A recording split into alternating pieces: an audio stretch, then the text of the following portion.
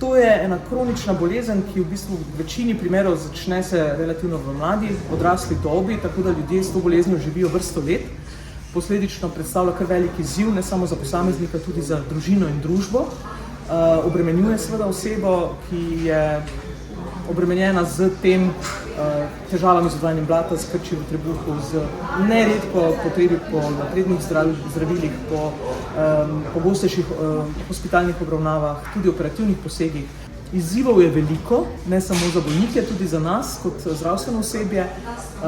Zelo sem ponosna, da že vrsto let zelo dobro sodelujemo z Društvom za kronično vnetno črevesno bolezen, torej Društvom bolnikov za to boleznijo. Preko njih je dejansko in z njihovo pomočjo smo tudi že leta nazaj v Sloveniji dosegli, da so vsa zdravila, ki so, bomo rekli, sodobna zdravila za zdravljenje kronične vnetne črevesne bolezni, kot biološka zdravila in druga zdaj novejša tarčna zdravila, dosegljiva tudi našim bolnikom v Sloveniji.